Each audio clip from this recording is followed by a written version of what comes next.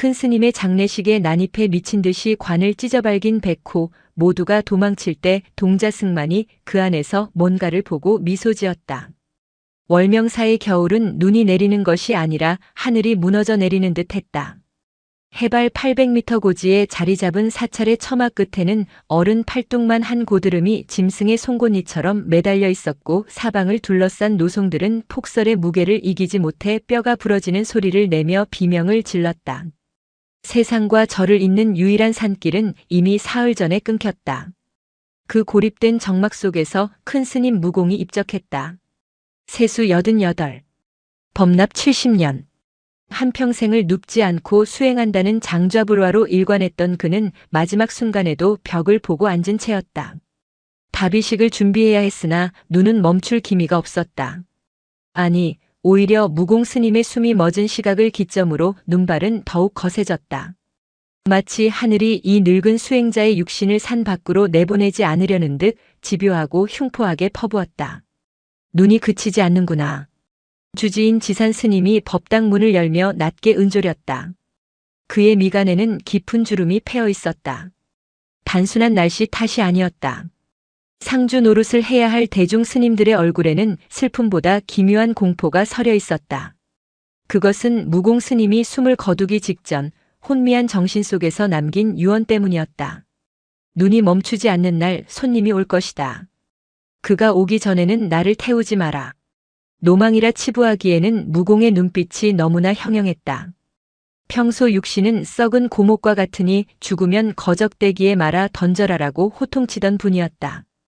그런 그가 자신의 장례 절차에 그것도 손님이라는 알 수 없는 존재를 언급하며 제동을 건 것은 전례 없는 일이었다. 스님, 답의장을 준비할까요? 이제 막 10살이 된 동자승 연암이 물었다. 아이의 볼은 추위에 터져 붉게 달아올라 있었다. 지사는 대답 대신 아이의 낡은 승복깃을 여며주었다. 기다리자. 눈이 너무 깊다. 큰 스님이 말씀하신 손님이 누구예요? 사람이 와요? 이 폭설에 누가 오겠느냐? 산짐승도 굴 밖으로 나오지 못할 날씨다. 아마도 큰 스님께서 헛것을 보신 게지. 지사는 짐짓 태연하게 말했지만 시선은 불안하게 일주문 쪽을 향했다. 절 안의 공기는 무거웠다. 향냄새 사이로 스며드는 한기는 뼛속까지 파고들었다. 요사체에 모인 젊은 수자들은 목소리를 낮춰 수군거렸다. 혹시 들었소? 큰 스님 젊은 시절 이야기 말이오. 사냥꾼들 사이에서 도는 소문 말인가? 그래. 40년 전 폭설이 내리던 날 스님이 산신과 거래를 했다는. 이 사람아, 입 조심하게.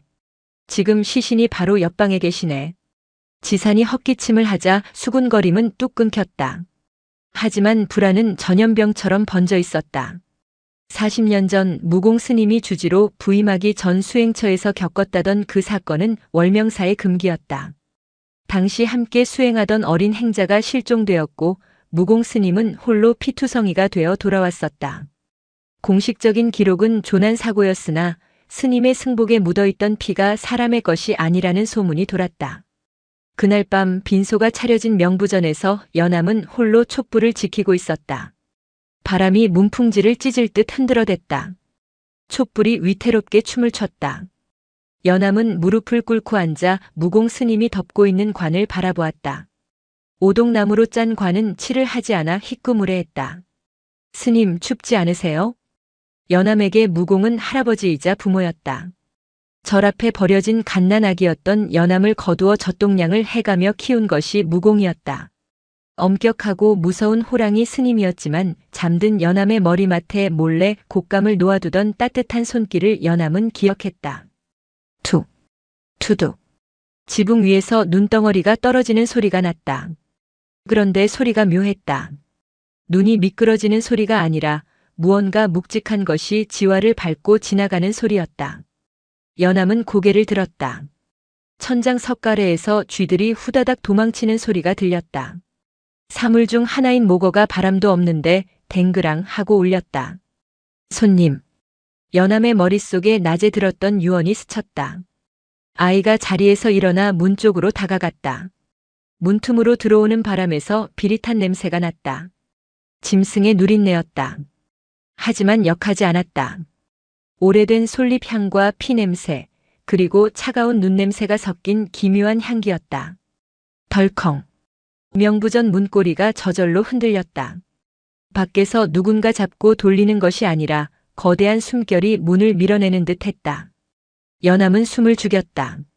문종이 너머로 거대한 그림자가 드리워졌다. 사람의 형상이 아니었다. 웅크리고 앉은 산봉우리만 한 그림자. 그림자가 문에 머리를 비비는 소리가 들렸다. 슥, 슥. 마치 주인이 돌아오길 기다리던 개가 문을 긁는 듯한 애처롭고도 끈질긴 소리였다. 연암은 공포심보다 알 수 없는 슬픔을 느꼈다. 아이가 조심스럽게 손을 뻗어 문고리를 잡으려던 찰나였다. 연암아, 물러서라. 지산 스님의 고함과 함께 문이 벌컥 열렸다. 횃불을 든 스님들이 우르르 몰려왔다. 갑작스러운 빛의 그림자는 순식간에 어둠 속으로 녹아들었다. 무엇을 보았느냐? 지산이 거친 숨을 몰아쉬며 물었다. 횃불에 비친 마당 눈밭에는 아무런 발자국도 없었다. 계속 내리는 폭설이 순식간에 흔적을 지워버린 것일까? 아니면 애초에 존재하지 않았던 것일까? 연암은 문 밖 어둠을 응시하며 떨리는 목소리로 대답했다. 울고 있었어요. 누가 말이냐? 저 어둠 속에 있는 것이요. 화가 난 게 아니라 아주 슬프게 울고 있었어요. 스님들은 서로의 얼굴을 쳐다보았다. 어린아이의 헛소리로 치부하기엔 명부전 문 창호지에 선명한 긁힌 자국이 남아있었다. 날카로운 칼로 그은 듯한 네 줄의 흔적. 그것은 짐승의 발톱 자국이었다. 다음 날 아침 눈은 기적처럼 잦아들었다. 하지만 그것은 자비가 아니었다. 산을 내려가는 길은 여전히 막혀 있었고 하늘은 납덩이처럼 가라앉아 언제 다시 폭설을 쏟아부을지 몰랐다. 지사는 결단을 내렸다. 더는 지체할 수 없다. 다비장으로 운구한다. 무공 스님의 유언을 어기는 셈이었지만 시신을 계속 절 안에 둘 수는 없었다. 상여가 꾸려졌다. 젊은 스님 8명이 관을 맺고 지산이 요령을 흔들며 앞장섰다. 연암은 영정사진을 들고 그 뒤를 따랐다.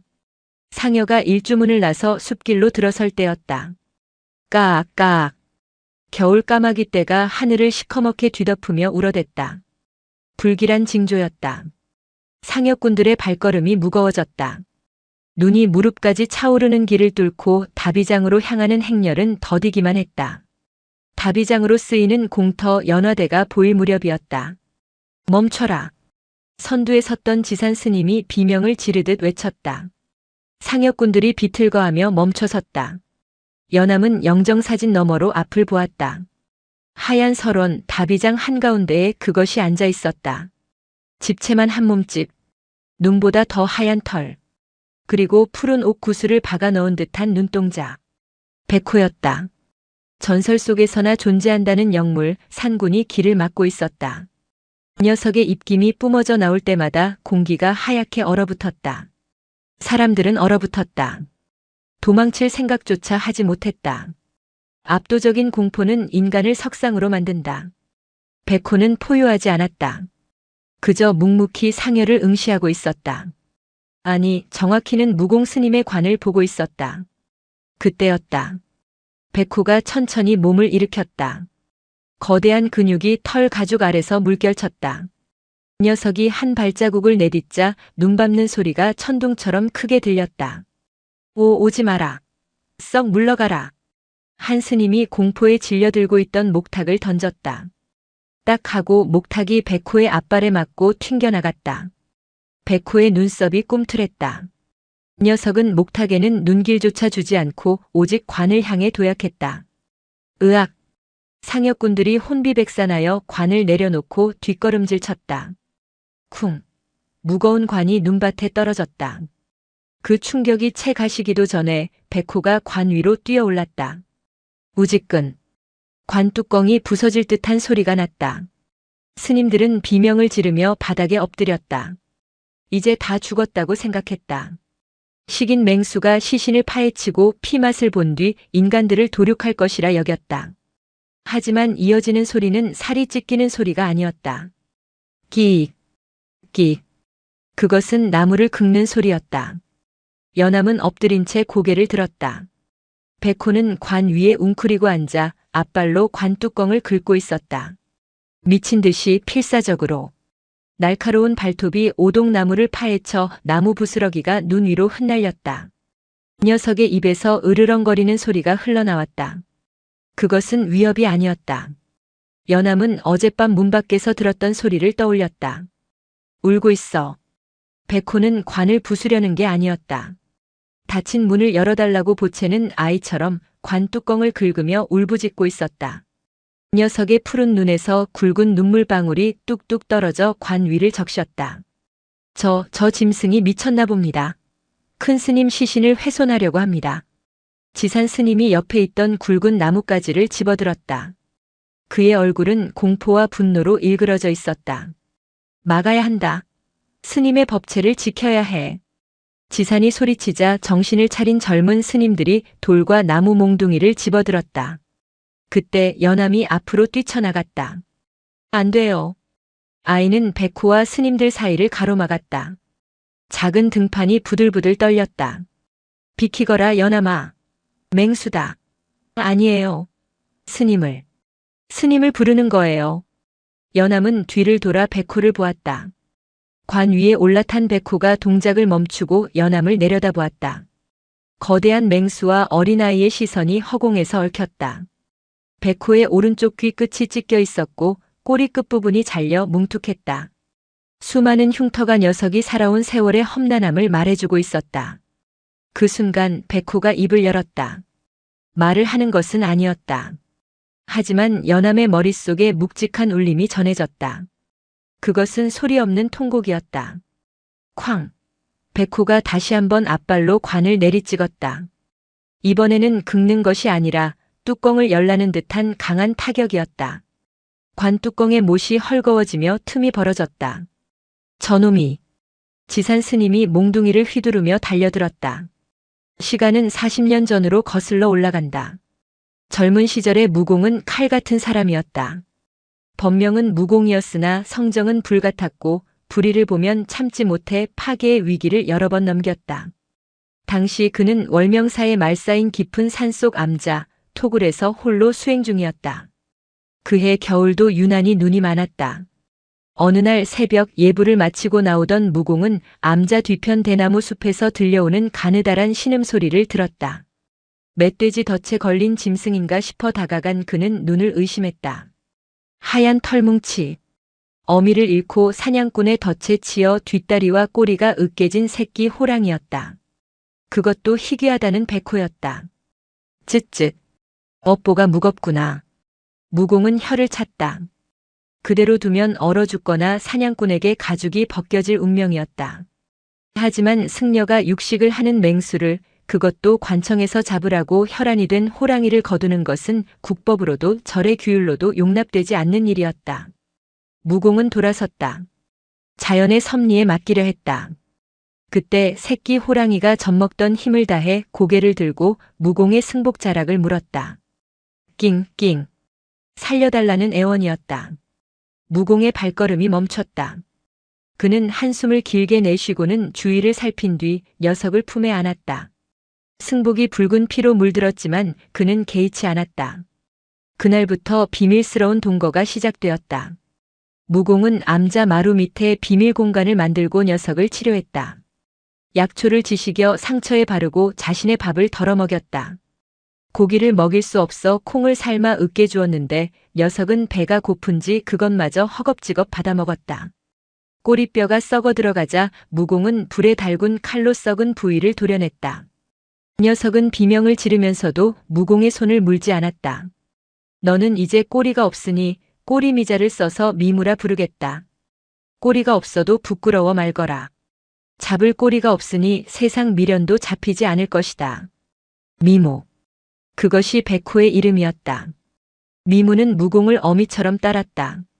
무공이 목탁을 두드리면 옆에 앉아 꾸벅꾸벅 조았고 무공이 참선을 하면 그 곁을 지켰다. 맹수의 본능보다 은혜의 기억이 더 깊게 새겨진 것이다. 하지만 평화는 오래가지 않았다. 당시 월명사에는 무공이 아끼던 어린 행자 혜진이 있었다. 7살 혜진은 맑은 아이였다. 부모에게 버림받고 절에 들어왔지만 구김살이 없었다. 무공은 혜진을 친자식처럼 아꼈다. 가끔 혜진이 암자로 심부름을 올 때면 무공은 미물을 숲 깊은 곳에 숨겼다. 그러던 어느 날 사냥꾼들이 냄새를 맡고 산을 포위해 왔다. 이 근처에서 호랑이 똥 냄새가 난다. 놈이 숨어 있다. 사냥꾼들과 관아 포졸들이 암자로 들이닥쳤다. 무공은 급히 미물을 깨워 뒷산으로 도망가게 했다. 가거라. 절대 뒤돌아보지 말고 사람 눈에 띄지 않는 곳으로 가라. 미무는 떨어지지 않으려는 발길을 돌려 눈보라 속으로 사라졌다.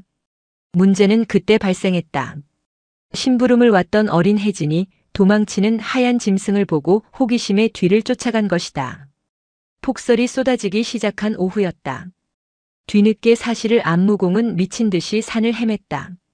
사냥꾼들의 총소리가 산을 울렸다. 탕! 탕! 무공이 현장에 도착했을 때 상황은 최악이었다. 절벽 끝. 한쪽에는 사냥꾼들에게 몰린 미무가 있었고 다른 한쪽 눈 구덩이에는 혜진이 미끄러져 매달려 있었다. 혜진은 나뭇가지 하나를 간신히 붙잡고 있었다. 미무는 총을 맞았는지 어깨에서 피를 흘리고 있었고 사냥꾼들은 포위망을 좁히고 있었다. 무공은 선택해야 했다. 지금 당장 뛰어들어 사냥꾼들을 막고 미무를 도망시키지 않으면 미무는 죽는다. 하지만 그 사이 혜진이 매달린 나뭇가지가 부러질 것이다. 반대로 혜진을 구하러 가면 미무는 사냥꾼의 총에 맞아 가죽이 벗겨질 것이다. 찰나의 순간 미무와 무공의 눈이 마주쳤다. 백호의 눈동자는 흔들리지 않았다. 이 녀석은 마치 무공의 마음을 읽기라도 한 듯 사냥꾼들을 향해 크게 포효했다. 크앙! 이 녀석은 스스로 미끼가 되어 절벽 반대편으로 뛰었다. 사냥꾼들의 시선이 모두 호랑이에게 쏠렸다. 저기다! 쏴라! 사람들이 우르르 호랑이를 쫓아갔다. 그 틈에 무공은 비탈을 굴러내려가 혜진의 손을 잡았다. 스님! 무서워요. 혜진을 끌어올려 품에 안았다. 아이는 살았다. 하지만 멀리서 둔탁한 총성 한 발이 더 울렸다. 그리고 비명 같은 짐승의 울음소리가 산을 찢었다. 무공은 그 자리에 주저앉았다. 혜진을 구했다는 안도감과 자식처럼 기른 생명을 사지로 내몰았다는 죄책감이 동시에 가슴을 난도질했다. 그런데 비극은 거기서 끝나지 않았다. 공포에 질린 혜진이 무공의 품에서 떨고 있을 때 갑자기 눈사태가 일어났다. 사냥꾼들의 총소리가 쌓여있던 눈을 건드린 것이다. 하얀 파도가 두 사람을 덮쳤다. 무공은 혜진을 감싸 안으려 했지만 거대한 자연의 힘은 두 손을 갈라놓았다. 정신을 차렸을 때 무공은 눈 속에 반쯤 파묻혀 있었다. 혜진아, 혜진아. 아무 대답이 없었다. 그때 눈보라를 뚫고 피투성이가 된 미무가 절뚝거리며 나타났다. 사냥꾼들을 따돌리고 총상을 입은 몸으로 다시 돌아온 것이다. 미무는 입에 무언가를 물고 있었다. 그것은 눈사태에 휩쓸려가던 혜진이 놓친 작은 목탁이었다. 미무는 그 목탁을 무공의 앞에 내려놓고 눈더미 속을 앞발로 파헤치기 시작했다. 혜진을 찾으려는 것이었다. 하지만 밤새도록 눈을 파헤쳐도 아이는 나오지 않았다. 날이 밝았을 때 남은 것은 무공의 절망과 탈진한 백호 한 마리뿐이었다. 무공은 혜진의 목탁을 품에 안고 통곡했다. 그는 미무를 향해 소리쳤다. 가라. 제발 가라. 너 때문에. 나 때문에. 미무는 떠나지 않고 무공의 젖은 등을 혀로 핥았다. 그 까칠한 감촉에 무공은 더 큰 오열을 토해냈다. 생명을 살리려다 생명을 잃었다. 은혜를 베풀려다 죄를 지었다. 그날 이후 무공은 벙어리처럼 입을 닫았다. 혜진의 실종은 조난으로 처리되었고 백호의 존재는 철저히 비밀에 붙여졌다. 하지만 무공은 평생 가슴속에 두 개의 무덤을 쓰고 살았다. 하나는 잃어버린 아이의 무덤, 하나는 버려야 했던 짐승에 대한 죄책감의 무덤. 다시 현재. 월명사 앞마당. 지산 스님의 몽둥이가 백호의 등짝을 후려쳤다. 퍽. 뼈가 울리는 소리가 났지만 백호는 꿈쩍도 하지 않았다. 녀석은 맞으면서도 관뚜껑에서 발을 떼지 않았다. 오히려 더 필사적으로 나무를 긁었다. 비켜라. 이 흉물아. 스님들이 던진 돌이 백호의 머리에 맞아 피가 흘렀다. 하얀 털이 붉게 물들었다. 그런데도 녀석은 공격하지 않았다. 그저 관을 향해, 죽은 무공 스님을 향해 고개를 쳐박고 낑낑거릴 뿐이었다. 연암은 그 모습을 보며 가슴이 찢어질 것 같았다. 아이는 본능적으로 알았다. 저 호랑이는 지금 맞고 있는 것이 아픈 게 아니다. 전하고 싶은 것이 있는데 사람들이 들어주지 않는 것이 아픈 것이다. 멈추세요. 제발 멈추세요. 연암이 지산 스님의 다리를 붙잡고 매달렸다. 스님, 이상하지 않으세요? 왜 공격을 안 해요? 왜 도망도 안 가요? 저렇게 맞으면서도 왜 관을 떠나지 않냐고요. 지산이 멈칫했다. 이성을 잃고 흥분했던 스님들도 하나둘 동작을 멈췄다. 맞는 말이었다. 호랑이라면 벌써 사람을 물어뜯거나 산으로 도망쳤어야 했다. 하지만 백호는 피투성이가 된 채 관 위에 엎드려 마치 관을 품듯이 웅크리고 있었다. 그때 백호가 입에 물고 있던 무언가를 관 위에 뱉어냈다. 툭. 그것은 낡고 썩어가는 하지만 기묘하게 빛나는 물건이었다. 저게 뭐지? 지산 스님이 눈을 가늘게 떴다. 백호가 뱉어낸 것은 짐승의 뼈가 아니었다. 오래된, 아주 오래된 작은 목탁이었다. 반쪽이 깨지고 썩었지만 손잡이 부분에 선명하게 새겨진 글자가 보였다. 해진. 40년 전 실종된 행자의 법명이었다. 지산의 얼굴이 백지장처럼 하얗게 질렸다. 그곳에 있는 늙은 스님들은 모두 그 이름을 알고 있었다. 금기시된 이름. 눈 속에 묻혀 영원히 사라진 줄 알았던 아이. 백호는 목탁을 뱉어놓고 다시 관을 긁었다. 이번에는 발톱을 세우지 않고 앞발로 쿵쿵 두드렸다. 이것을 보라. 이것을 가져가라. 연암이 홀린 듯 중얼거렸다. 관을 열라는 거예요. 뭐라? 큰 스님께 보여드려야 한대요. 그리고 큰 스님이 가진 것도 받아야 한대요. 무슨 소리냐? 관을 열다니. 지산이 소리쳤지만 목소리에는 이미 힘이 빠져 있었다. 백호가 가져온 증거는 너무나 충격적이었다. 백호는 지친 듯 관 위에 턱을 괴고 헐떡였다. 푸른 눈이 지산을 빤히 쳐다보았다. 나는 약속을 지켰다. 이제 내 차례다. 그 눈빛은 그렇게 말하고 있었다. 눈발이 다시 날리기 시작했다. 지산은 떨리는 손으로 관 뚜껑의 못을 바라보았다. 망치로 다시 박아 넣어야 할지 아니면 이 미친 짐승의 뜻대로 못을 뽑아야 할지. 40년의 침묵이 이 폭설 속에서 깨지려 하고 있었다. 관을 연다. 지산이 쉰 목소리로 명령했다. 못이 뽑히는 소리는 흡사 비명 같았다. 기익, 뚝. 오래된 나무가 뒤틀리며 내는 마찰음이 눈 덮인 연화대의 정막을 날카롭게 갈랐다. 지산 스님의 손은 쇠망치를 쥔 채 덜덜 떨리고 있었다. 승려가 스승의 관을 뜯어낸다는 것은 천륜을 거스르는 일이나 다름없었다. 하나 그것은 살아있는 자의 도덕일 뿐 죽음 앞의 진실은 그보다 무거웠다. 백호는 미동도 하지 않았다. 녀석은 관 뚜껑 위에 앞발을 올린 채 턱을 괴고 못이 하나하나 뽑혀나가는 과정을 푸른 눈으로 감시하듯 지켜보았다. 놈의 몸에서 피어오르는 하얀 입김이 관 주위를 안개처럼 감쌌다. 마지막 못이 뽑혔다. 여시오. 지산이 쉰 목소리로 명령했다. 상역군들과 젊은 수자들이 주저하며 달라붙었다. 우지끈하는 소리와 함께 육중한 뚜껑이 들어올려졌다. 차가운 공기가 관 내부로 밀려 들어갔다. 동시에 관 안에 갇혀있던 묵은 냄새가 훅 끼쳐나왔다. 향냄새 그리고 비릿한 쇠냄새였다. 모두가 숨을 죽이고 관 속을 들여다보았다. 무공 스님은 평온한 얼굴로 누워 있었다. 앙상하게 마른 두 손은 가슴 위에서 가지런히 합장하고 있었다.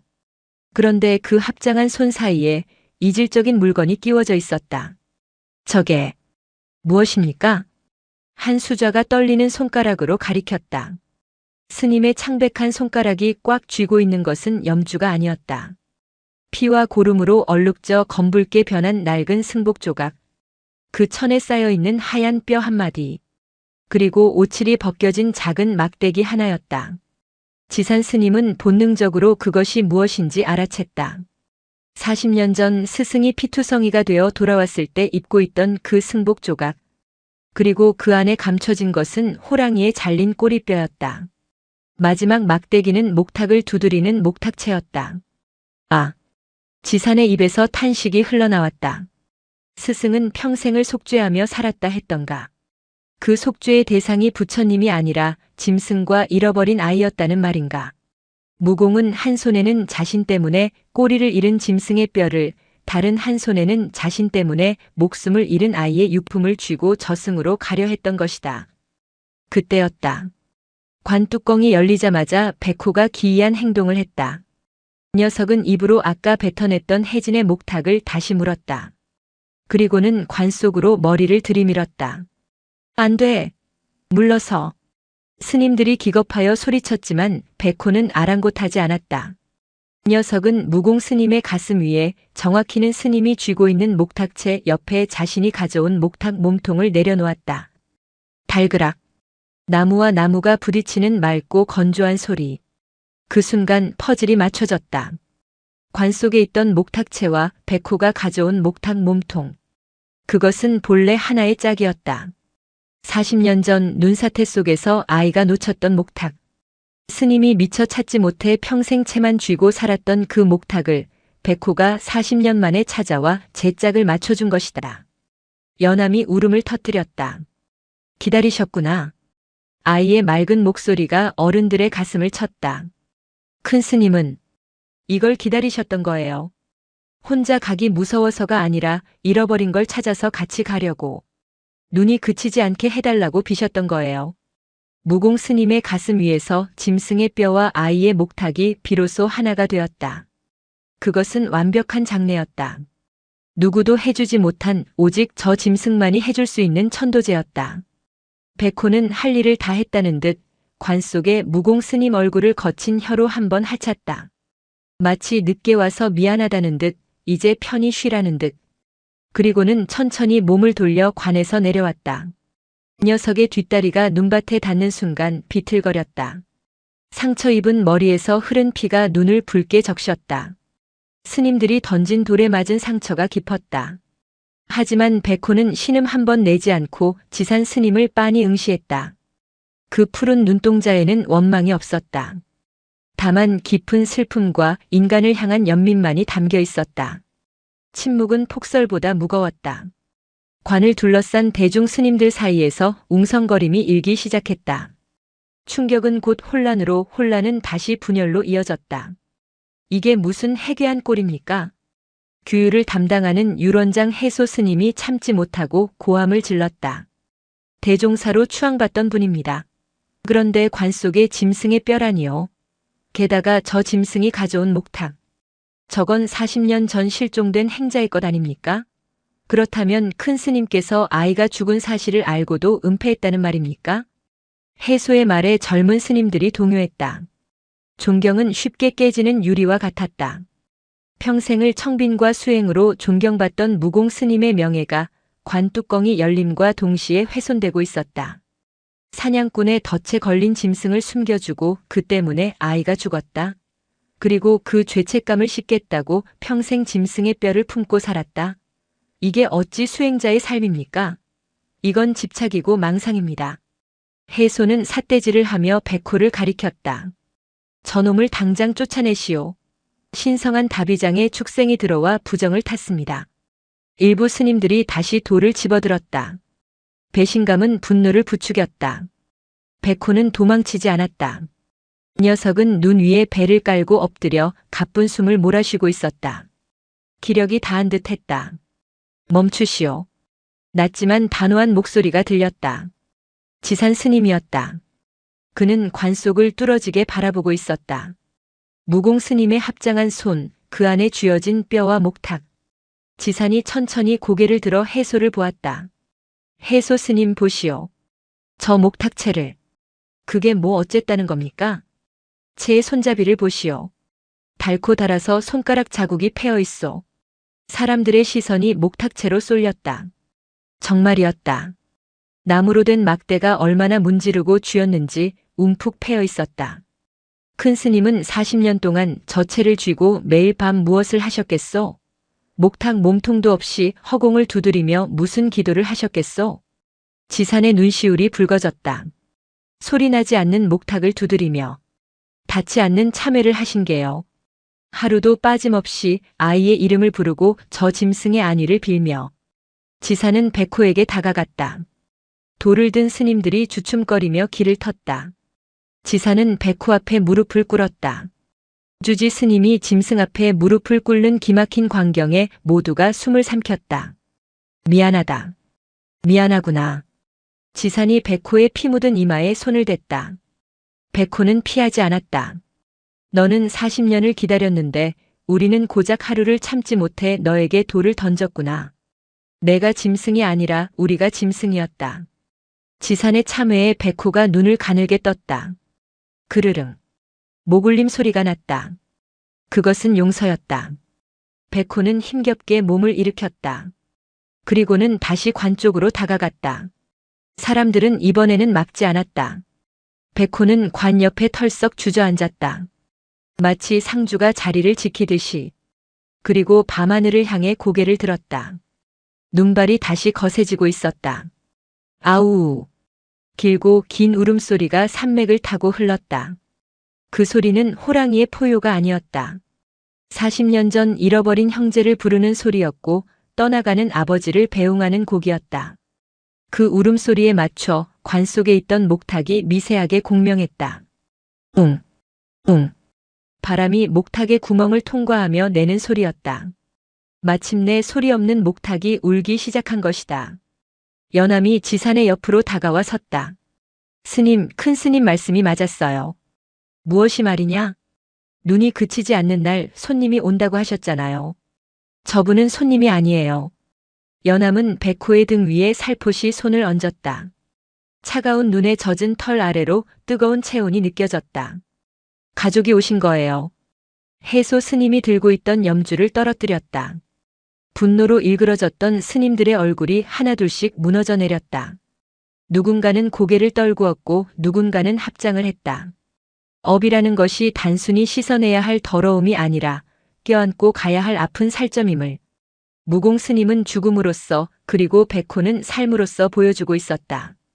지산이 다시 요령을 잡았다. 다비를 준비하자.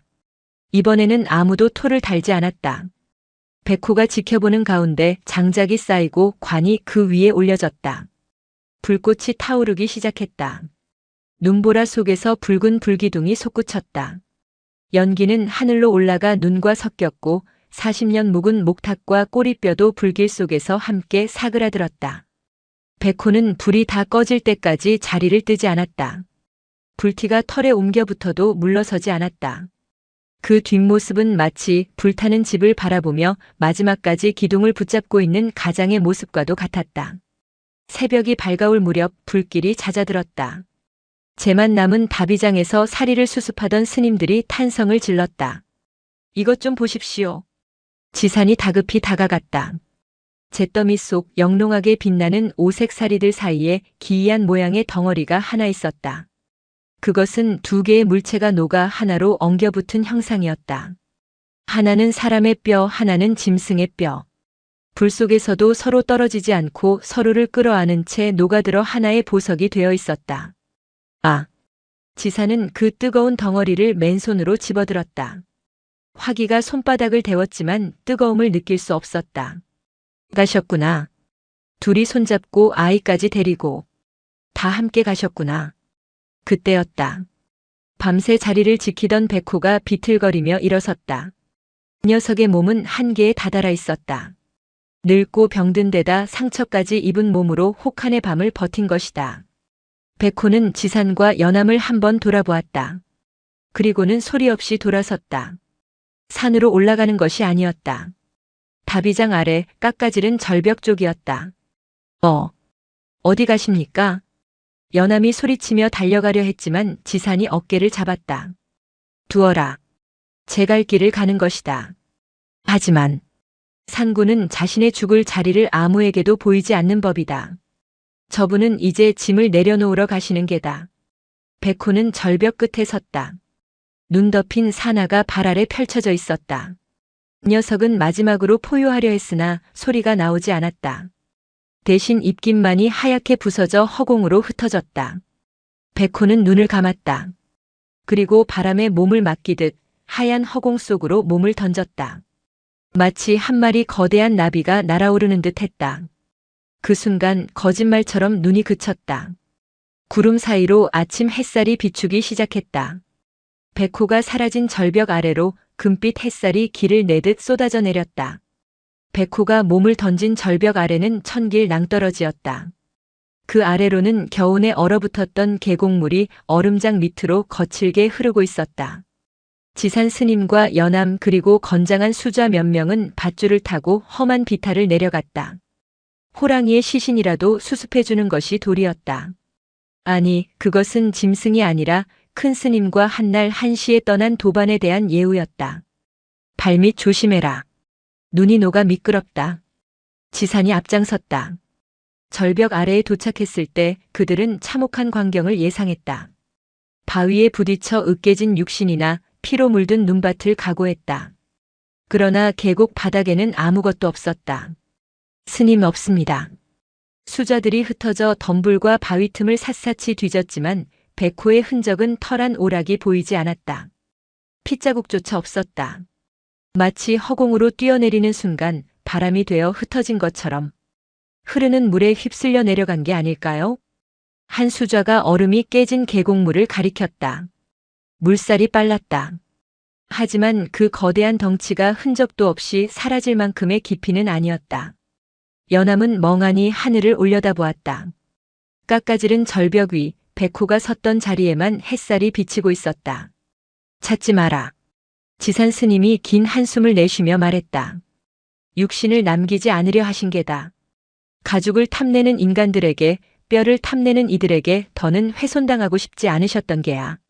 상구는 죽어서 가죽을 남기는 것이 아니라 이야기를 남긴다고 했던가. 그들은 빈손으로 절벽을 다시 올랐다.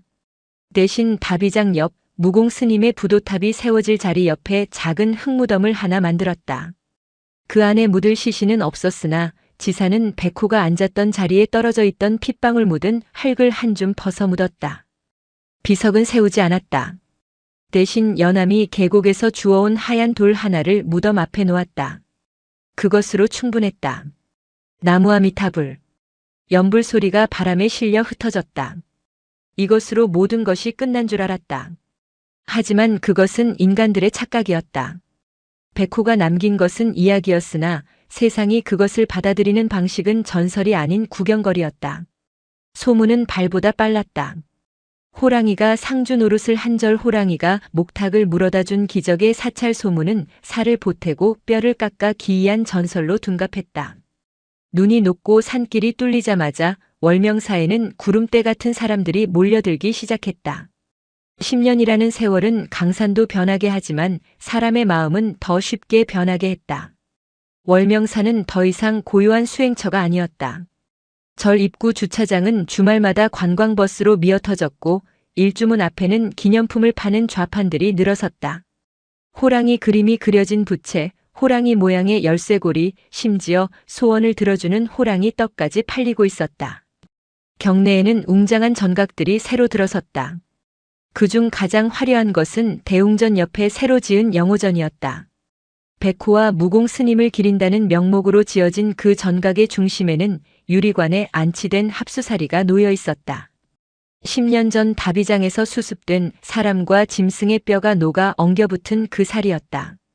자, 이곳이 바로 전설의 백호가 자신의 뼈를 바쳐 큰 스님과 하나가 된 사리입니다. 이 앞에서 소원을 빌면 합격, 승진, 등남 못 이루는 것이 없습니다. 확성기를 든 가이드의 목소리가 쩌렁쩌렁 울렸다. 관광객들은 유리관을 향해 다투어 지폐를 던져 넣었다. 사리 주변에는 돈다발이 수북하게 쌓여 정작 사리의 영롱한 빛깔은 돈에 가려 보이지 않을 지경이었다. 비키세요. 사진 좀 찍게. 아이고, 우리 손주 대학 붙게 해주십시오. 호랑이 보살님. 소란스러운 영호전 구석에서 한 청년 승려가 묵묵히 걸레질을 하고 있었다. 훤칠한 키에 맑지만 서늘한 눈매를 가진 승려. 20살이 된 연함이었다. 그는 정식 승려가 되어 비구계를 받았지만 여전히 절의 가장 낮은 곳에서 일했다. 그는 관광객들이 버린 쓰레기를 줍고 돈 냄새가 밴 마룻바닥을 닦았다. 연암 스님, 해소주지 스님께서 찾으십니다. 어린 행자가 달려와 말을 전했다. 연암은 걸레를 내려놓고 합장했다. 그의 표정은 딱딱하게 굳어 있었다. 지산 스님은 3년 전 노환으로 물러나 뒷방 늙은이가 되었고 이제 월명사의 주인은 해소였다. 10년 전 백호에게 돌을 던지라 명령했던 그 해소 스님이 이제는 백호 마케팅의 1등 공신이 되어 있었다. 주지실은 화려했다. 최고급 차 향기가 감돌았고 벽에는 유명 화가가 그린 백호도가 걸려 있었다. 해소는 비싼 찻잔을 만지작거리며 연암을 맞았다. 연암아, 이번에 시청에서 제의가 들어왔다.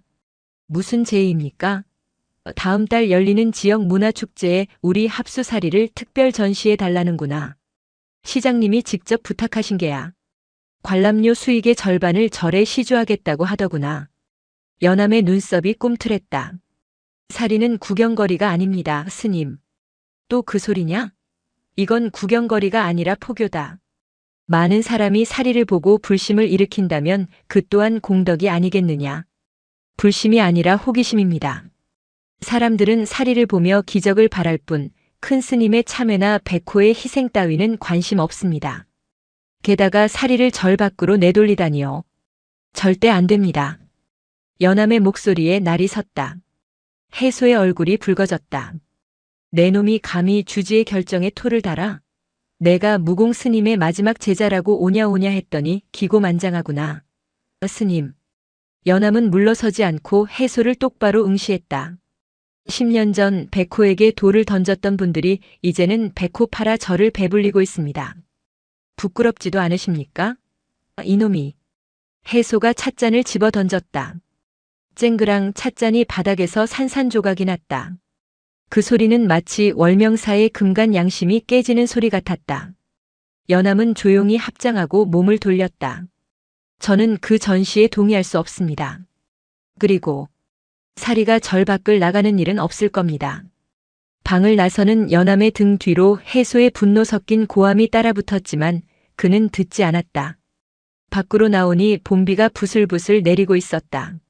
10년 전 폭설이 내리던 그날과는 너무나 다른 미지근하고 끈적한 비였다. 연암은 영호전 쪽을 바라보았다. 유리관 속에 갇힌 사리가 비명을 지르는 것 같았다. 구해야 한다. 연암의 주먹이 불끈 쥐어졌다. 그날 밤 월명사에는 묘한 긴장감이 감돌았다. 연암은 잠을 이루지 못하고 요사체 툇마루에 앉아 있었다. 해소 주지는 독단적으로 사리 반출을 강행할 기세였다. 이미 용역업체 사람들이 저를 드나들며 보안 장치를 점검하고 있었다. 잠이 안 오느냐? 어둠 속에서 갈라지는 목소리가 들렸다. 지팡이에 의지한 채 절뚝거리며 다가오는 노승. 전주지 지산 스님이었다. 그는 이제 허리가 굽고 눈도 침침해진 노인이었다. 큰 스님. 연암이 급히 자리에서 일어나 부축했다. 지산은 연암의 손을 잡고 툇마루에 걸터 앉았다. 해소와 한바탕 했다지. 네. 송구합니다. 아니, 내 말이 맞다. 우리가 틀렸다. 무공 스님은 평생 죄를 씻으려 하셨는데 우리는 그 죄를 팔아 밥을 먹고 있구나. 지산의 눈에 물기가 서렸다. 그는 품속에서 낡은 열쇠 꾸러미를 꺼내 연암의 손에 쥐어주었다. 이게 뭡니까? 영호전 뒷문 열쇠다. 그리고 사리암의 보조 열쇠지. 연암의 눈이 커졌다. 내일 밤이다. 내일 밤 용역업체가 사리를 옮기러 올 게다. 해소가 비밀리에 시간을 앞당겼어. 내일 밤이라니요. 막을 수 있는 사람은 너뿐이다. 하지만 연암아 명심해라. 힘으로 막으면 너는 파문당할 것이고 훔쳐 달아나면 범죄자가 될 것이다. 지사는 떨리는 손으로 연암의 어깨를 잡았다. 그래도 하겠느냐? 연암은 열쇠를 꽉 쥐었다. 차가운 금속의 감촉이 손바닥을 파고들었다. 승려로서의 미래, 안온한 삶, 그 모든 것을 걸어야 하는 일이었다. 하지만 유리관 속에 갇혀 돈다발에 파묻힌 스승의 유고를 더는 두고 볼 수 없었다. 하겠습니다. 파문이 두려웠다면 출가도 하지 않았을 겁니다. 지산이 쓸쓸하게 웃었다. 너는 무공 스님을 꼭 닮았구나. 불같고 미련할 정도로 고다. 다음 날 해가 지자 절의 분위기가 심상치 않게 돌아갔다. 검은 양복을 입은 사내들이 영호전 주변을 에워쌌다. 해소주지는 본당에서 그들과 귓속말을 나누고 있었다. 밤 10시. 모두가 잠들었을 시간 연암은 검은 승복으로 갈아입고 영호전 뒤편 대나무 숲에 몸을 숨겼다. 비가 거세지고 있었다. 빗소리가 발소리를 감춰주었다. 연암은 지산 스님이 준 열쇠로 뒷문을 소리 없이 따고 들어갔다. 법당 안은 붉은 무드등만이 켜져 있어 기괴한 분위기를 자아냈다. 유리관 속에 안치된 합수사리가 붉은 빛을 받아 피처럼 번들거렸다. 연암은 유리관의 잠금 장치에 열쇠를 꽂았다. 달칵. 미세한 소리와 함께 유리가 열렸다. 연암은 떨리는 손으로 사리를 집어들었다. 따뜻했다. 10년이 지났건만 여전히 그 안에는 생명의 온기가 남아있는 듯 했다. 스님 미무야. 가자. 이곳은 너희가 있을 곳이 아니야. 그는 미리 준비한 비단 주머니에 사리를 넣고 품에 안았다.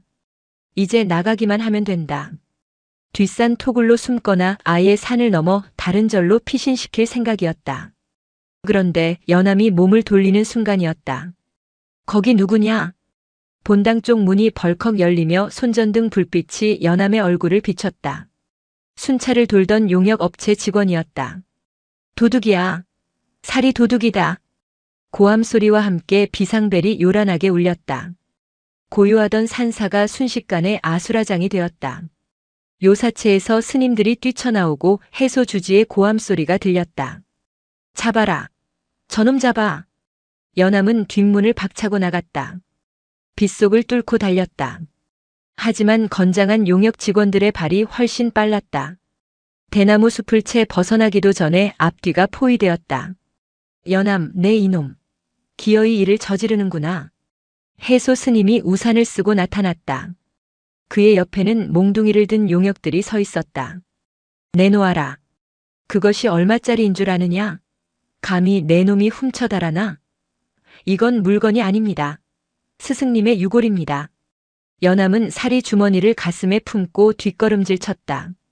뒤는 절벽이었다. 비에 젖은 승복이 무겁게 달라붙었다. 상황은 절망적이었다. 힘으로 뚫을 수도 없었고 말로 설득할 수도 없었다. 이대로 잡히면 사리는 뺏기고 자신은 감옥에 갈 것이다. 그리고 사리는 구경거리가 되어 영원히 유리관 속에 갇힐 것이다. 어찌해야 합니까? 연암은 하늘을 보며 절규하듯 물었다. 그때였다. 번개가 치며 산 전체가 대나처럼 환해졌다. 우르르 쾅. 천둥 소리에 이어 대나무 숲 깊은 곳에서 또 다른 소리가 들려왔다. 바람 소리도 천둥 소리도 아닌 짐승의 울음소리 같기도 하고 땅이 갈라지는 소리 같기도 한 낮고 묵직한 진동. 그르르르. 사람들의 시선이 일제히 숲 쪽으로 쏠렸다. 비에 젖은 대나무들이 양옆으로 휘어지며 길이 만들어졌다. 그리고 어둠 속에서 누군가 걸어 나오고 있었다. 사람이었다. 아니, 사람의 형상을 했으나 분위기는 사람이 아니었다. 낡은 누더기를 걸친 거구의 사내. 머리는 덥수룩하게 길러 얼굴을 가렸고 한쪽 다리를 심하게 절고 있었다. 하지만 가장 기이한 것은 그의 눈이었다. 비에 젖은 머리카락 사이로 번뜩이는 푸른 옥구슬 같은 눈동자. 사내는 포위망을 뚫고 천천히, 아주 천천히 걸어왔다. 용역 깡패들이 기에 눌려 뒷걸음질 쳤다. 사내는 연암과 해소 사이 그 한가운데 멈춰섰다. 그리고 입을 열었다. 목소리는 쇳소리처럼 거칠었으나 울림이 있었다. 내 뼈를 돌려다오. 그의 한쪽 손에는 10년 전 사라졌던 꼬리 잘린 호랑이의 발톱 같은 흉터가 선명하게 남아있었다. 번개가 한 번 더 내리꽂혔다. 그 찰나의 빛 속에서 사내의 형상이 선명하게 드러났다. 키는 6척이 넘었고 어깨는 바위처럼 단단했다. 빗물에 젖은 누더기 사이로 보이는 근육은 헬스장에서 만든 매끈한 것이 아니라 험한 산을 기어오르고 나무를 타며 만들어진 야생의 그것이었다. 무엇보다 충격적인 것은 그의 손톱이었다. 손톱이라기보다 짐승의 발톱처럼 두껍고 검게 굽어 있었다. 누구냐? 용역 반장이 쇠파이프를 고쳐 쥐며 고함쳤다. 사내는 대답 대신 연암의 품에 안긴 살이 주머니를 뚫어지게 응시했다. 푸른 눈동자가 탐욕이 아닌 깊은 그리움으로 일렁였다. 내놓아라. 사내가 한 걸음 내디뎠다. 용역들이 달려들었다. 이 미친 노숙자가 퍽. 둔탁한 타격음이 빗소리를 뚫었다. 하지만 쓰러진 건 사내가 아니었다. 사내는 휘두르는 쇠파이프를 맨손으로 쳐냈다. 쇠가 휘어지는 소리가 났다. 이어 사내의 긴 팔이 용역의 멱살을 잡아 허공으로 집어던졌다. 성인 남자가 마치 지푸라기 인형처럼 날아가 대나무 밭에 처박혔다. 으악! 비명소리가 난무했다. 그것은 무술이 아니었다. 사냥이었다.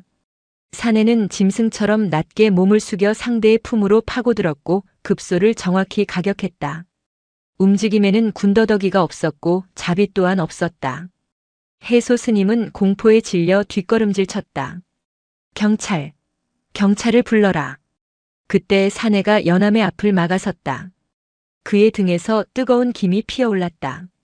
사내는 고개를 돌려 연암을 보았다. 가까이서 본 그의 얼굴은 흉터투성이었다. 뺨에는 짐승에게 핥힌 듯한 오래된 상처가, 목덜미에는 화상 자국이 있었다. 따라와. 사내의 말은 어눌했다. 사람의 말을 오랫동안 하지 않은 듯 했다. 연암은 망설였다. 이 정체불명의 사내를 믿어도 되는 것인가? 하지만 해소의 탐욕스러운 눈빛보다는 이 사내의 푸른 눈빛이 훨씬 더 진실해 보였다. 연암은 고개를 끄덕였다. 잡아. 저놈들이 사리를 가지고 도망간다. 해소의 비명과 함께 남은 용역들이 때로 몰려들었다. 사내는 연암의 허리춤을 한 팔로 낚아챘다. 그리고는 망설임 없이 절벽 쪽으로 몸을 날렸다. 스님. 연암은 눈을 질끈 감았다. 아래는 낭떠러지였다. 죽음이라고 생각한 순간 덜컹하며 몸이 멈췄다. 사내가 절벽 틈새에 자란 굵은 칡넝쿨을 한 손으로 움켜쥔 것이다. 그들은 넝쿨을 타고 원숭이처럼 빠르게 절벽 아래로 미끄러져 내려갔다. 머리 위에서 해소의 분통 터지는 고함 소리가 멀어졌다. 발이 땅에 닿자마자 사내는 다시 달렸다.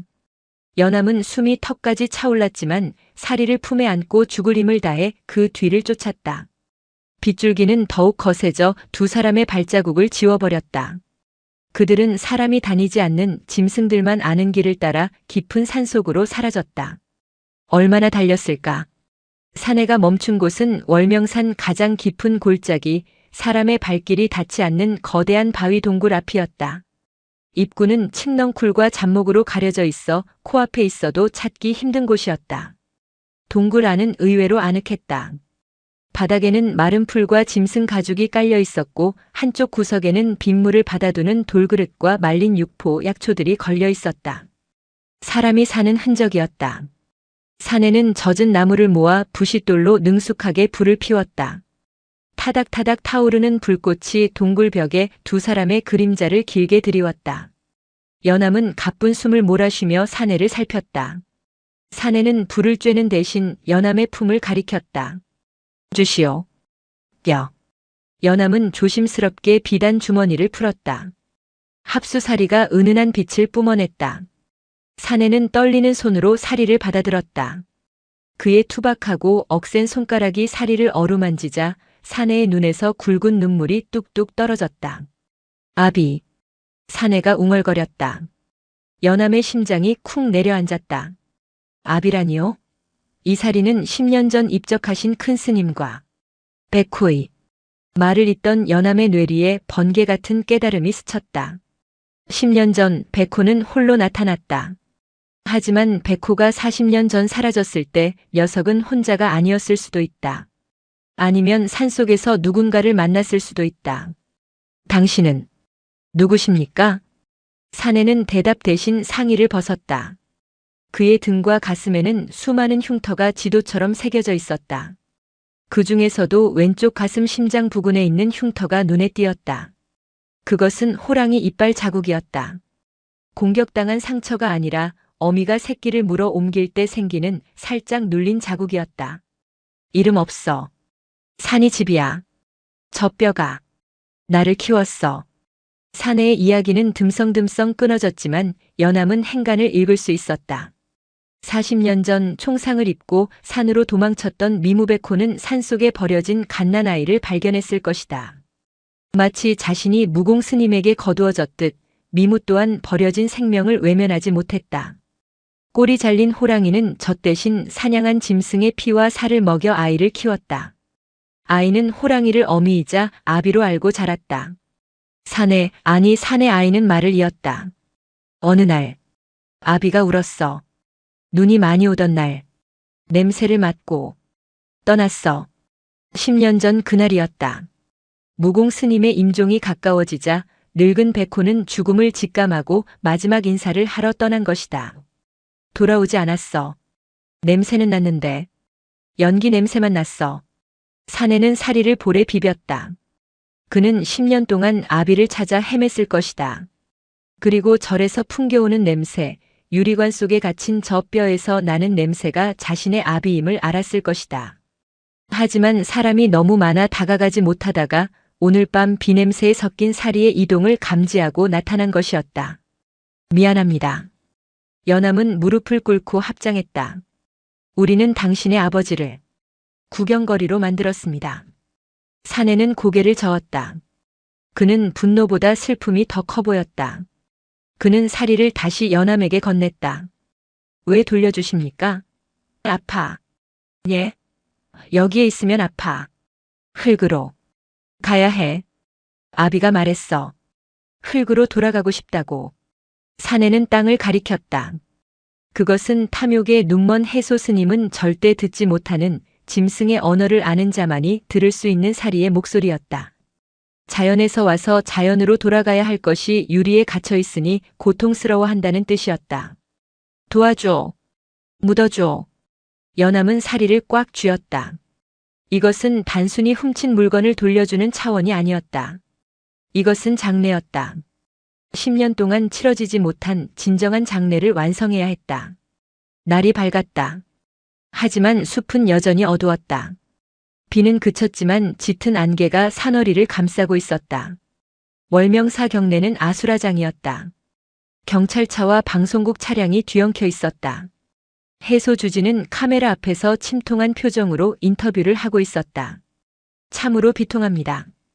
우리 절의 젊은 승려가 외부의 불순 세력과 결탁하여 국보급 문화재인 합수사리를 강탈해 갔습니다. 그는 평소에도 정신적으로 불안정한 모습을 보였습니다. 거짓말은 태어냈고 언론은 자극적인 헤드라인을 뽑아냈다. 충격. 호랑이 살이 도난 사건, 내부 승려의 소행 CCTV에 포착된 괴한 조폭 개입 의혹. 산 입구에는 폴리스 라인이 쳐졌고 수백 견을 동원한 경찰 병력이 산을 오르기 시작했다. 헬리콥터 소리가 하늘을 찢었다. 동굴 안에서도 헬기 소리가 들렸다. 사내가 벌떡 일어났다. 야생의 감각이 위험을 감지한 것이다. 개들이 온다. 사내는 코를 벌름거리며 말했다. 놈들이 냄새를 맡았어. 여기도 위험해. 연암은 사리를 챙겨 일어났다. 이제 그는 단순한 도망자가 아니라 전 국민이 찾는 흉악범이 되어 있었다. 자수한다고 해도 해소의 권력과 언론 플레이를 이길 수 없을 것이다. 사리는 다시 유리관으로 돌아갈 것이고 진실은 영원히 묻힐 것이다. 어디로 가야 합니까? 연암이 물었다. 사내는 동굴 밖 안개 낀 봉우리를 가리켰다. 월명산에서 가장 험하고 높은 곳 천왕봉이었다. 거기 아비가 처음 살던 곳. 40년 전 무공 스님이 미물을 숨겨주었던 그 암자터. 그리고 백호가 몸을 던졌던 절벽 위. 그곳으로 가야 했다. 가자. 두 사람은 동굴을 나섰다. 하지만 산 아래쪽에서 개 짖는 소리가 가까워지고 있었다. 경찰 특공대와 해소가 고용한 사설 추격대가 포위망을 좁혀오고 있었다. 길은 하나뿐이었다. 가시덤불이 우거진 비탈길. 어버. 사내가 등을 내밀었다. 연암은 승려의 체면을 따질 때가 아님을 알았다. 사내의 등에 엎이자 사내는 4발 짐승처럼 비탈을 기어오르기 시작했다. 속도가 상상 이상이었다. 나뭇가지가 얼굴을 때리고 가시가 살을 파고들었지만 그들은 멈추지 않았다. 저기 있다. 저놈들이다. 추격대의 무전기 소리가 들렸다. 탕. 경고 사격 소리가 정적을 깼다. 산새들이 놀라 푸드덕 날아올랐다. 연암은 등 뒤에서 다가오는 인간들의 탐욕이 총알보다 더 무섭게 느껴졌다. 멈추지 마시오. 끝까지 가야 합니다. 연암이 소리쳤다. 사내는 거친 숨을 몰아쉬며 이빨을 드러내고 으르렁거렸다. 그의 눈빛은 더 이상 사람의 것이 아니었다. 아비를 지키려는 새끼 호랑이의 눈빛이었다. 그때 안개가 걷히며 눈앞에 끊어진 다리가 나타났다. 천왕봉으로 가는 유일한 통로인 구름다리. 하지만 낡아서 나무 판자가 다 썩어 있었다. 아래는 까마득한 계곡이었다. 뒤에는 추격대, 앞에는 끊어진 다리. 뛰어야 해. 사내가 말했다. 거리는 좋기 10m. 사람의 힘으로는 불가능한 거리였다. 하지만 사내는 연암을 내려놓지 않고 오히려 끈으로 연암을 자신의 몸에 단단히 묶었다. 꽉 잡아. 사내가 뒤로 몇 걸음 물러섰다. 종아리 근육이 터질 듯 부풀어 올랐다. 그 순간 연암은 보았다. 사내의 그림자가 순간적으로 거대한 호랑이의 형상으로 변하는 것을. 크앙! 사내가 땅을 박차고 허공으로 날아올랐다. 허공을 가르는 시간은 찰나였으나 영겁처럼 느껴졌다. 사내의 몸이 포물선을 그리며 반대편 절벽 끝자락에 닿았다. 쿵! 우지끈. 착지의 충격은 고스란히 사내의 몫이었다. 그는 연암을 감싼 채 등으로 땅을 굴렀다. 날카로운 바위 모서리가 사내의 등을 찢었고 뼈가 으스러지는 소리가 났다. 하지만 사내는 비명 한마디 지르지 않았다. 짐승이 고통을 참듯 입술을 깨물어 피를 흘릴 뿐이었다. 이보시오. 괜찮소? 연암이 황급히 사내의 몸을 살폈다. 묶여있던 끈을 풀자 사내가 거친 숨을 토해내며 몸을 일으켰다. 왼쪽 다리가 기이하게 꺾여 있었다. 걸을 수 있어. 사내는 고통을 씹어 삼키며 일어섰다. 절벽 건너편에서는 추격대가 발을 동동 구르고 있었다. 끊어진 다리 너머로 총구들이 겨누어졌지만 거리가 멀어 유효사거리가 닿지 않았다. 안개가 다시 피어오르며 그들의 시야를 가렸다. 가야 해. 아비의 집으로. 사내는 절뚝거리며 앞장섰다. 천왕봉 정상 부근. 수풀을 헤치고 들어가자 탁 트인 공터가 나타났다. 그곳에는 40년 전 불타 없어진 줄 알았던, 아니 잊혔던 옛 암자의 터가 남아있었다. 검게 그을린 주춧돌, 반쯤 무너진 돌담, 그리고 그 한가운데에 벼락 맞은 고목 한 그루가 서 있었다.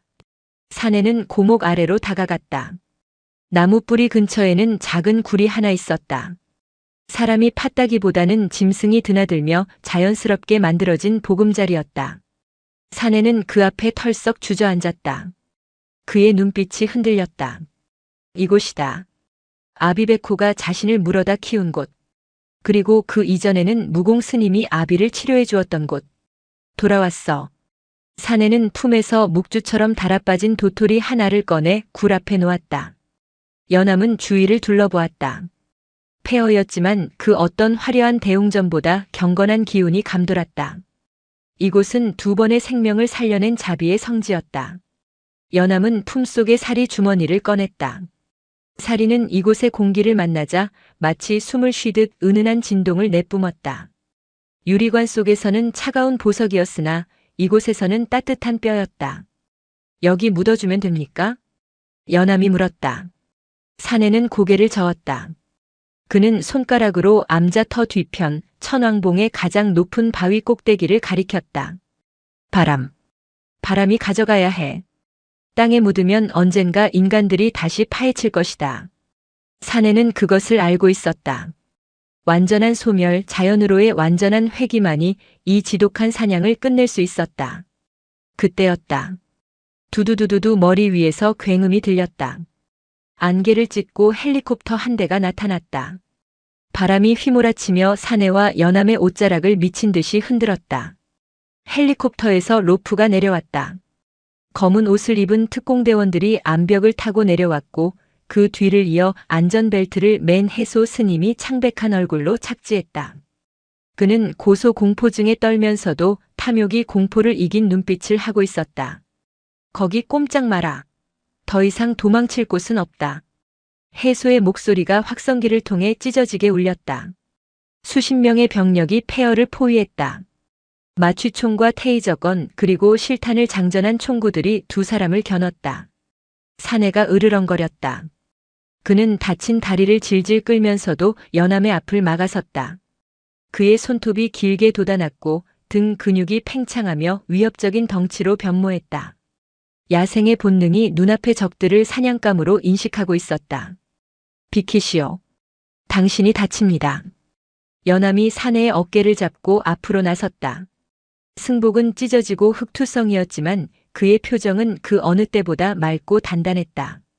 연암은 해소와 마주 섰다. 스님 돌아가십시오. 이곳은 큰 스님의 수행처입니다. 군홧발로 짓밟을 곳이 아닙니다. 이 미친놈이 수행처? 이건 그냥 폐허야. 해소는 헐떡이며 소리쳤다. 사리를 내놔라. 그게 얼마짜리인 줄 아느냐? 그걸로 불사를 일으키고 저를 키우는 게 다 부처님의 뜻이야. 내 놈이 뭘 안다고 설쳐. 부처님의 뜻이라 하셨습니까? 연암은 사리 주머니를 높이 들었다. 모두의 시선이 그 작은 주머니에 꽂혔다. 해소의 눈동자가 흔들렸다.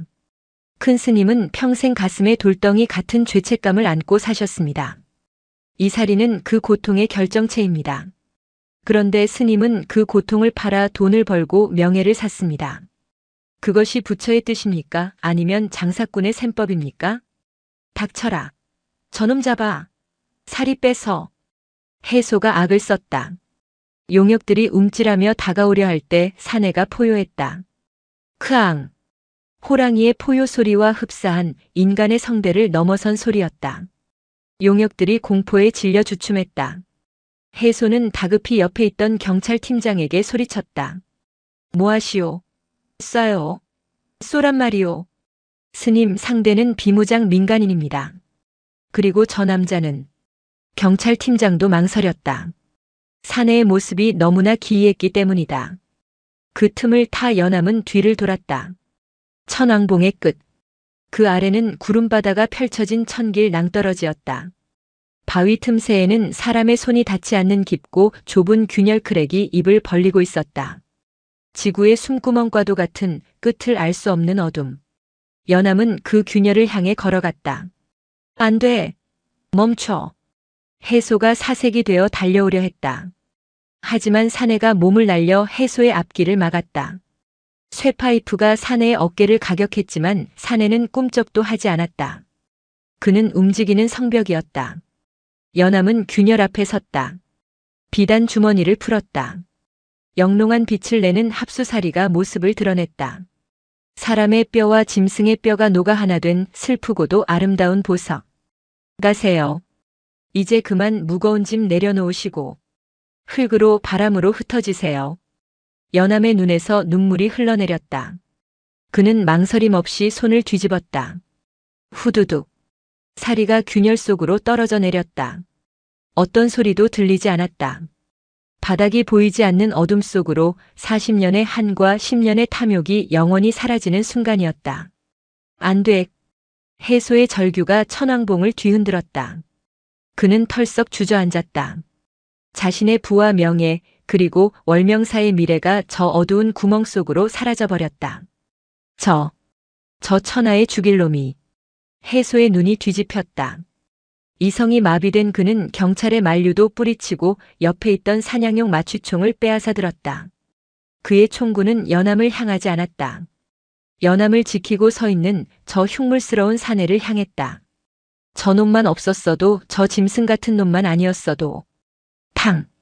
날카로운 파열음.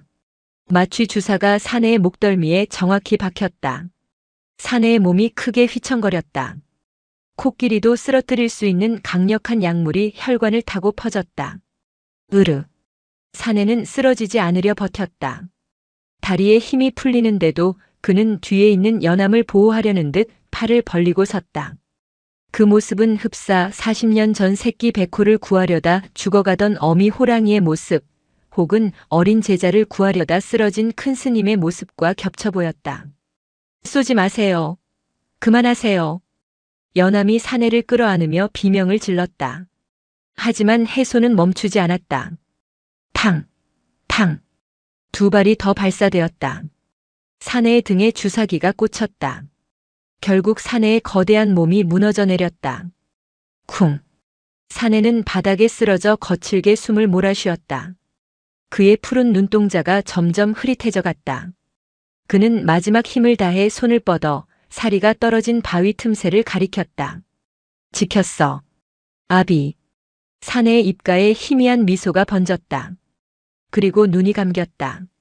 체포해. 경찰들이 우르르 달려들었다. 연암은 저항하지 않았다. 그는 쓰러진 사내의 손을 꼭 잡고 있었다. 수갑이 연암의 손목에 채워졌다. 사내는 들것에 실려 짐짝처럼 헬기로 옮겨졌다. 이봐, 이놈. 인간이 맞아? 들것을 옮기던 대원들이 수군거렸다. 송곳니 좀 봐. 손톱도 그렇고. 숲에서 자란 야생 인간인가? 뉴스거리 되겠는데? 늑대 소년이 아니라 호랑이 인간이야. 해소는 망연자실한 표정으로 바위 틈새를 들여다보고 있었다.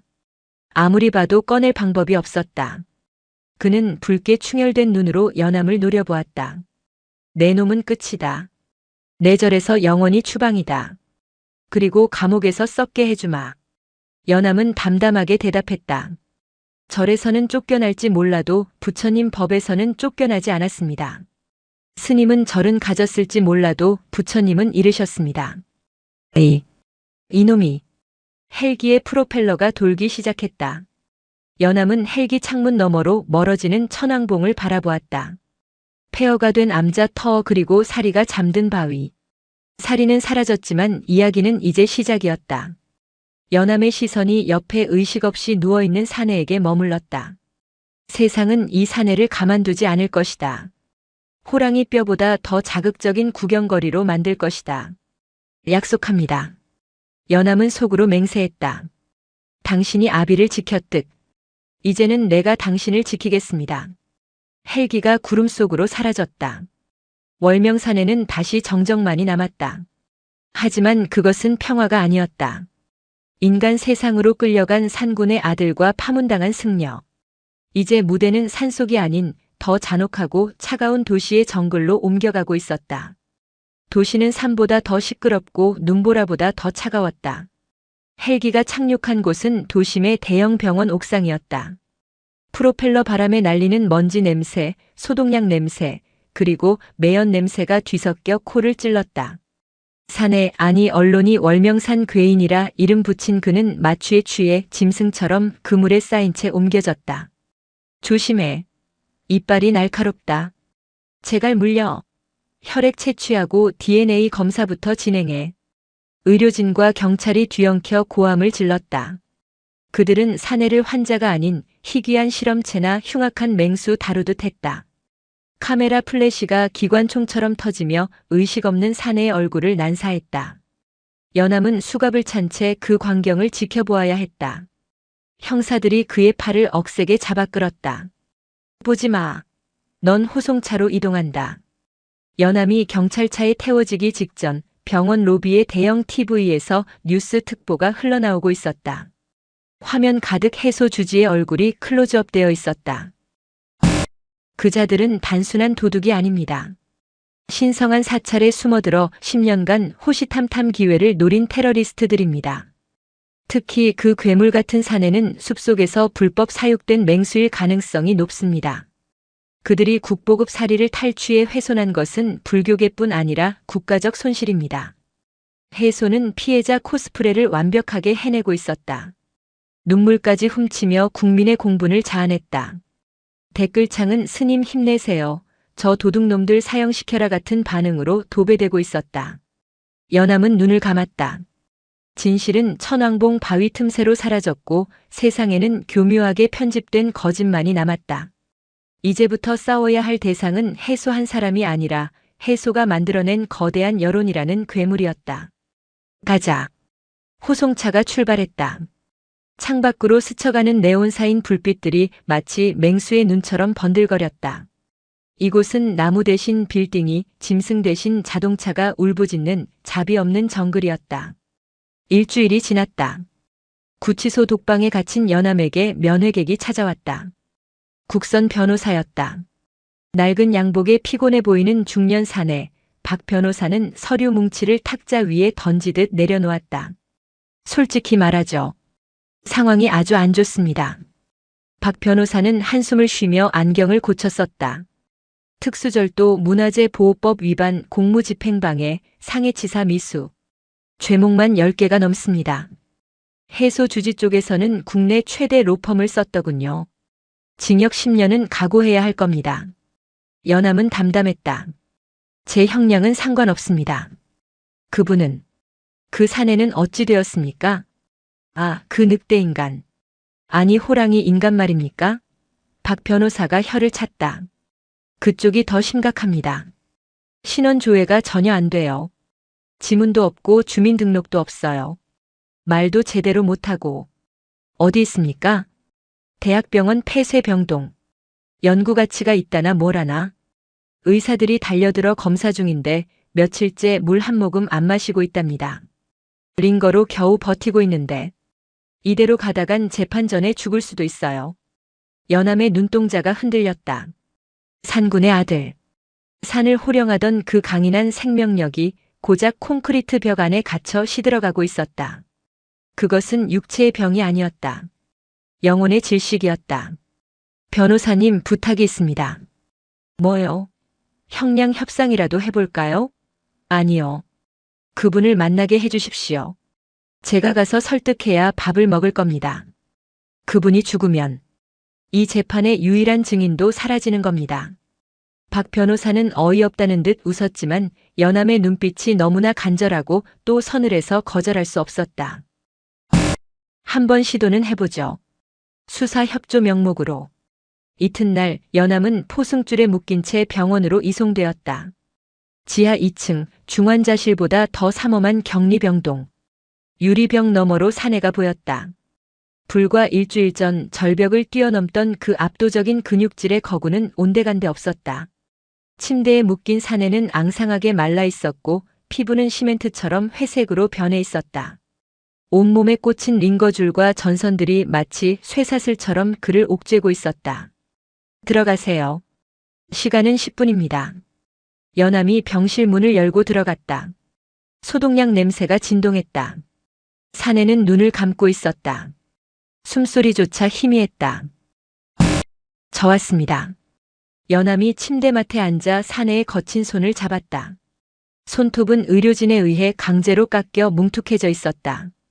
사내의 눈꺼풀이 파르르 떨렸다. 천천히 눈을 떴다. 푸른 옥구슬 같던 눈동자는 탁하게 흐려져 있었다. 하지만 연암을 알아보자 미세하게 초점이 돌아왔다. 집. 사내의 갈라진 입술 사이로 바람 빠지는 소리가 났다. 냄새가 안 나. 예? 흙냄새가 없어. 숨을 쉴 수가 없어. 사내는 천장을 응시했다. 하얀 형광등 불빛이 그를 괴롭히고 있었다. 밤에도 꺼지지 않는 빛, 사방을 막은 벽. 야생에서 평생을 살아온 그에게 이곳은 감옥이 아니라 무덤이었다. 연암은 가슴이 미어졌다. 이 사내를 산에서 데리고 내려온 것이 과연 옳은 일이었을까? 차라리 그곳에서 총에 맞아 죽는 편이 더 행복하지 않았을까? 조금만 참으십시오. 제가 꼭 다시 산으로 보내드리겠습니다. 연암이 사내의 귀에 대고 속삭였다. 그때 사내가 연암의 손을 꽉 쥐었다. 링거 바늘이 뽑혀 피가 역류했지만 아랑곳하지 않았다. 아니, 너. 사내가 힘겹게 고개를 돌려 연암을 보았다. 너를 지키라고 했어. 누가요? 아비가. 꿈에서. 사내의 눈에 잠시 생기가 돌았다. 아비가 말했어. 너는 좋은 사람. 너를 구해야 해. 그것은 본능이었다. 자신이 죽어가는 와중에도 무리를 지키려는 우두머리 수컷의 본능. 혹은 은혜를 입으면 반드시 갚는다는 상군의 맹세. 연암은 눈물을 삼키며 고개를 끄덕였다. 그래요. 우리 같이 살아요. 밥 드세요. 기운 차려서. 저 해소라는 괴물과 싸워야죠. 연암이 죽을 한 숟가락 떠서 사내의 입에 넣어주었다. 사내는 거부하지 않고 아이처럼 받아먹었다. 목구멍으로 음식이 넘어가는 소리가 들렸다. 유리병 너머에서 지켜보던 의사들이 놀라 수군거렸다. 연암은 다짐했다. 이 사내를 절대 혼자 죽게 두지 않겠다고. 재판 당일 서울중앙지법 417호 대법정은 발 디딜 틈이 없었다. 기자들과 방청객 그리고 해소 주지를 추종하는 신도들이 법정을 가득 메웠다. 피고인석에는 연암이 앉아 있었고 그 옆에는 휠체어에 묶인 사내가 앉아 있었다. 사내는 여전히 멍한 표정이었지만 연암이 옆에 있다는 사실 하나만으로 안정을 찾은 듯했다. 검사는 해소 측의 주장대로 연암을 파렴치한 문화재 절도범으로 몰아세웠다. 피고인은 신성한 사리를 훔쳐 달아난 것도 모자라 증거를 인멸하기 위해 천왕봉 절벽 아래로 투기했습니다. 또한 저 정체불명의 사내를 이용해 추격대를 폭행했습니다. 이는 명백한 계획 범죄입니다. 방청석에서 죽일 놈, 천벌을 받을 놈 하는 야유가 쏟아졌다. 판사가 의사봉을 두드려 장례를 정리했다. 증인 해소 입장하세요. 해소 주지가 승복을 휘날리며 증인석에 앉았다. 그는 온화하고 자비로운 표정을 짓고 있었다. 증인, 피고인이 왜 사리를 훔쳤다고 생각합니까? 안타깝습니다. 연암은 평소 절의 재정에 불만이 많았습니다. 사리를 팔아 해외로 도피하려 했던 것 같습니다. 새빨간 거짓말이었다. 연암의 주먹이 부들부들 떨렸다. 그리고 저 옆에 있는 사내는 누구입니까? 저자는 연암이 산속에서 몰래 키우던 사냥개 같은 존재입니다. 맹수처럼 훈련시켜 절의 스님들을 위협하곤 했습니다. 해소의 증언에 법정이 술렁거렸다. 사람들은 공포와 혐오 섞인 눈으로 휠체어 위의 사내를 바라보았다. 괴물, 짐승, 살인병기. 피고인 할 말 있습니까? 판사가 연암에게 발언권을 주었다. 연암은 자리에서 일어났다. 존경하는 재판장님. 해소 스님의 말은 모두 거짓입니다. 거짓이라니. 증거가 있느냐? 해소가 소리쳤다. 증거는 여기 있습니다. 연암은 옆에 앉은 사내를 가리켰다. 이분은 제가 키운 짐승이 아닙니다. 40년 전 이 산의 주인이었던 백호가 거두어 키운 산의 아이입니다. 판타지 소설 쓰지 마시오. 검사가 비웃었다. 방청석에서도 비웃음이 터져나왔다. 그리고 10년 전 백호가 가져온 것은 단순한 뼈가 아니었습니다. 40년 전 무공 큰 스님이 잃어버린 제자의 유품과 백호 자신의 꼬리뼈였습니다. 그것은 화해와 용서의 상징이었습니다. 하지만 해소 스님은 그것을 돈벌이 수단으로 전락시켰습니다. 연암의 목소리가 법정에 울려 퍼졌다. 사리를 훔친 게 아닙니다. 해방시킨 겁니다. 탐욕의 감옥에서 자연으로 돌려보낸 겁니다. 닥쳐라 이 마구니 같은 놈. 해소가 격분하여 자리에서 벌떡 일어났다. 그 순간이었다. 줄곧 고개를 숙이고 있던 사내가 해소의 고함 소리에 반응했다. 그 냄새. 10년 전 산을 뒤덮었던 화약 냄새, 그리고 아비를 겨누던 살기. 사내는 본능적으로 해소를 알아보았다. 드르륵. 휠체어가 들썩였다. 사내를 묶고 있던 가죽 결박끈이 팽팽하게 당겨졌다. 위험합니다. 경위들. 판사가 소리쳤지만 사내는 이미 몸을 일으키고 있었다. 뚝 하고 결박끈 하나가 끊어졌다. 법정은 비명으로 아수라장이 되었다. 하지만 사내는 난동을 부리지 않았다. 누구를 공격하지도 않았다. 그는 그저 비틀거리며 증인석 앞으로 걸어갔다. 경위들이 테이저건을 겨눴지만 연암이 몸으로 막아섰다. 쏘지 마세요. 말하려는 겁니다. 사내는 해소의 코앞까지 다가갔다. 해소는 공포에 질려 주저앉았다. 사내는 해소를 내려다보았다. 그 푸른 눈동자가 해소의 눈을 꿰뚫었다. 그리고 사내가 입을 열었다. 부끄러워. 법정의 정적이 흘렀다. 괴성이나 위협이 아니었다. 하늘이. 부끄러워. 땅이. 부끄러워. 사내의 어눌한 목소리가 마이크를 타고 법정 전체에 울렸다. 짐승은 배부르면 사냥 안 해. 근데 너는. 사내는 해소의 배를 손가락으로 가리켰다. 기름진 승복 아래 불룩 나온 배. 계속 먹어. 뼈까지 먹어. 아비뼈도 먹고 내 뼈도 먹으려 해. 그것은 그 어떤 법리적 논쟁보다 더 날카로운 판결문이었다. 순수한 야생의 눈으로 본 인간의 탐욕. 해소의 얼굴이 불그락 푸르락 변했다. 이 미친놈이. 크아. 사내가 마지막으로 포효했다. 그 소리는 건물 전체를 진동시켰다. 단순한 고함이 아니었다. 40년 전 잃어버린 친구를 부르는 호랑이의 울음소리, 10년 전 갇혀있던 영혼들의 절규가 합쳐진 소리였다. 유리창이 찌릿하게 울렸고 사람들은 본능적인 경외감에 압도되어 숨조차 쉬지 못했다. 해소는 그 기세에 눌려 뒤로 넘어지며 바지에 오줌을 지렸다. 고승의 가면이 벗겨지고 겁에 질린 늙은이의 추한 민낯이 드러나는 순간이었다. 사내는 포효를 마치고 비틀거렸다. 모든 기력을 쏟아부은 듯 했다. 그가 쓰러지려 하자 연암이 달려가 받아 안았다. 사내는 연암의 품에서 가쁜 숨을 몰아쉬며 희미하게 웃었다. 이제 가자. 산으로. 판사석에 앉아있던 부장판사는 안경을 벗어 닦았다. 그의 손이 미세하게 떨리고 있었다. 법정 안의 공기가 바뀌어 있었다. 해소가 만들어낸 거짓의 성벽에 금이 가기 시작했다. 사내의 포효는 법정뿐만 아니라 세상의 눈을 뜨게 했다. 그날 저녁 뉴스부터 기류가 바뀌었다. 호랑이 인간의 법정 영상은 인터넷을 통해 들불처럼 번져나갔다. 해소 주지가 공포에 질려 나뒹구는 모습, 그리고 짐승은 배부르면 사냥 안 해라는 사내의 말은 수많은 패러디를 낳으며 부패한 종교계와 기득권을 조롱하는 상징이 되었다. 여론은 뒤집혔다. 연암을 비난하던 댓글은 이제 진정한 수행자 사리를 지킨 의인이라는 찬양으로 바뀌었다. 해소의 비리와 월명사의 불투명한 회계 장부를 고발하는 내부 폭로자들도 줄을 이었다. 그러나 법은 냉정했다. 한 달 후 선고 공판. 재판장은 연암에게 징역 1년의 집행유예 2년을 선고했다. 사리 투기 혐의는 인정되나 피고인의 동기가 영리 목적이 아니었고 여론의 참작 사유가 있다는 이유였다.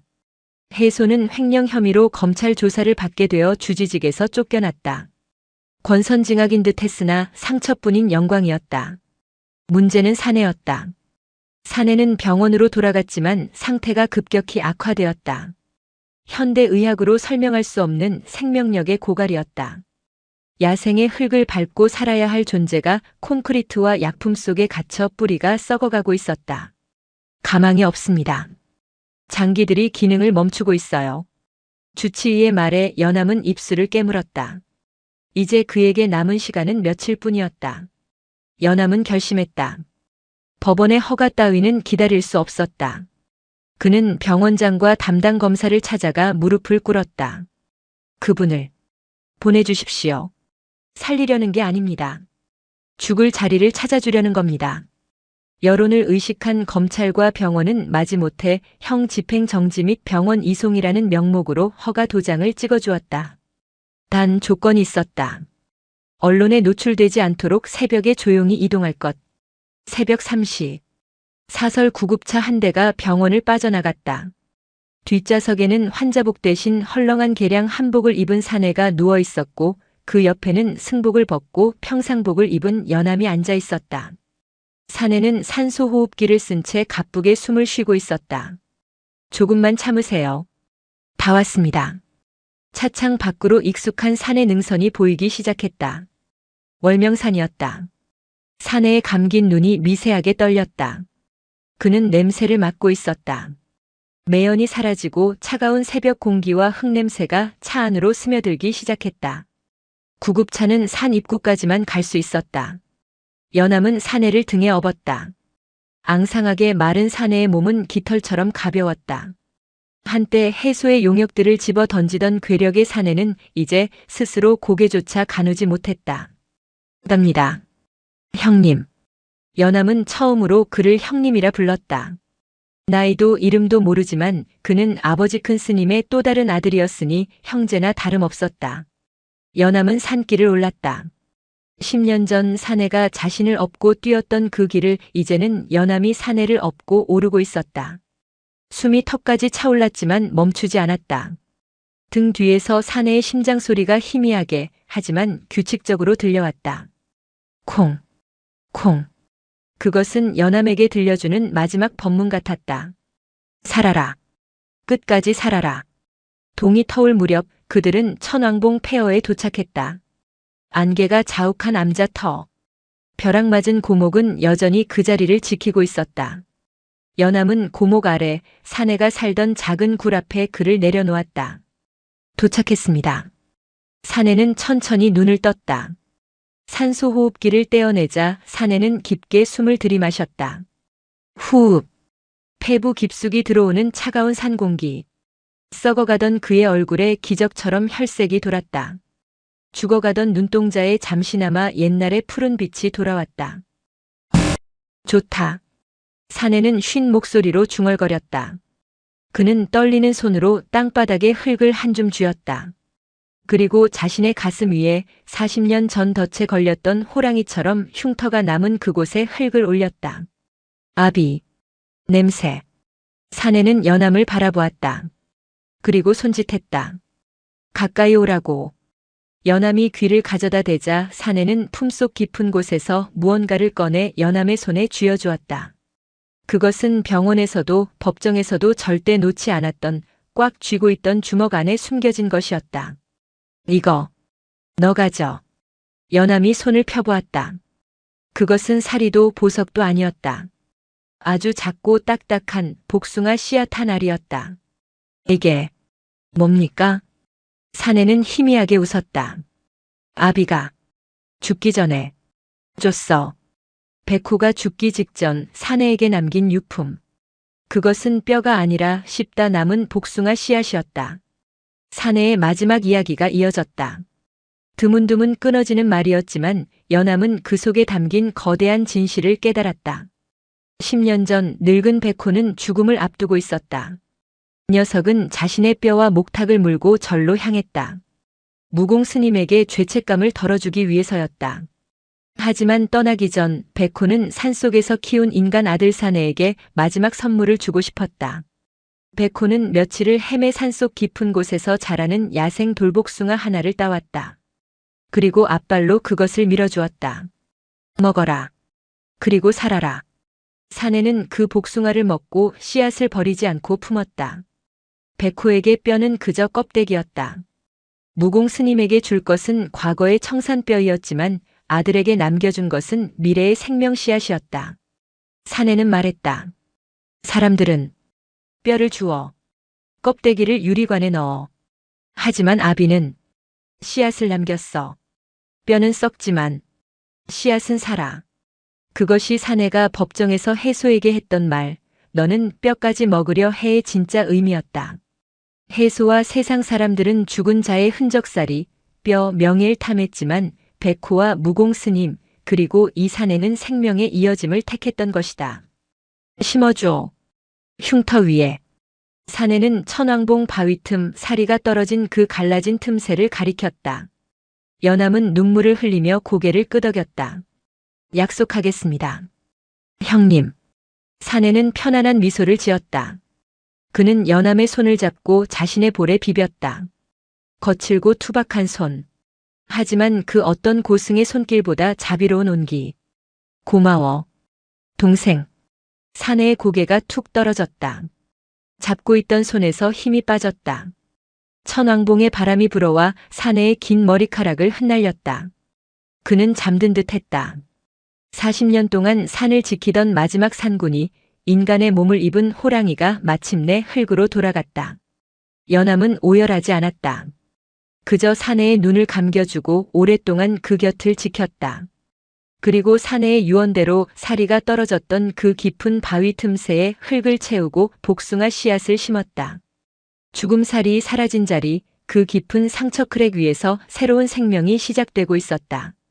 세월은 강물처럼 흘러 30년이 지났다. 월명산은 많이 변했다. 해소가 물러난 후 절은 쇠락하는 듯 했으나 오히려 거품이 빠지고 본래의 모습을 되찾았다. 화려했던 영호전은 철거되었고 그 자리에는 소박한 명상센터가 들어섰다. 입장료도 기념품 가게도 사라졌다. 하지만 사람들의 발길은 끊이지 않았다. 그들이 찾는 곳은 절이 아니었다. 절 뒤편 천왕봉으로 이어지는 오솔길이었다. 그 길의 끝에는 작은 암자가 하나 있었다. 이름은 미무암. 꼬리 없는 암자. 그곳에는 늙은 스님 한 분이 살고 있었다. 흰 눈썹에 깊은 주름, 그러나 맑은 눈빛을 가진 노승. 연암이었다. 그는 평생 산을 내려가지 않고 이곳에서 숲을 가꾸며 살았다. 스님, 저 나무가 그 나무인가요?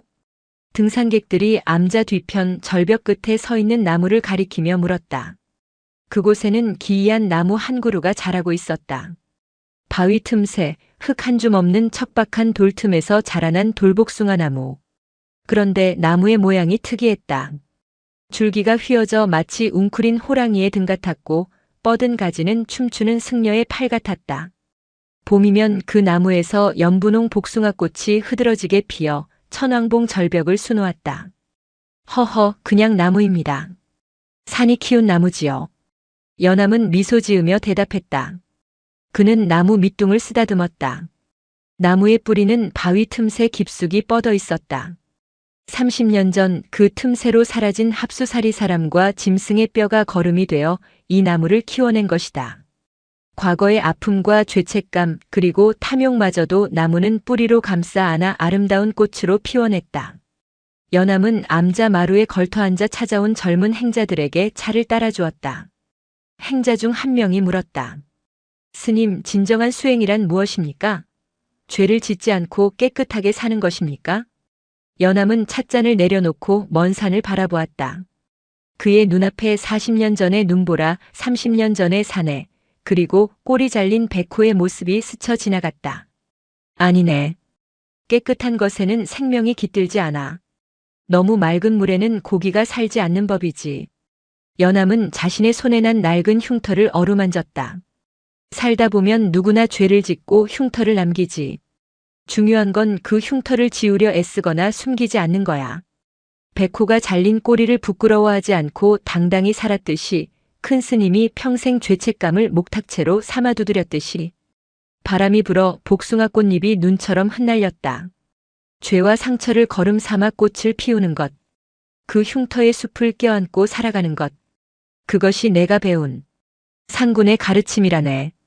행자들은 고개를 끄덕였다. 어디선가 호랑이의 낮은 울음소리가 들리는 듯 했다. 바람 소리였을까 아니면 나무가 흔들리는 소리였을까?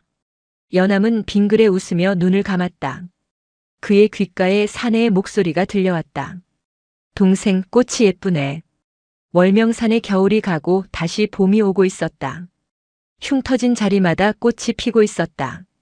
영상이 마음에 드셨다면 구독과 좋아요, 댓글 부탁드립니다.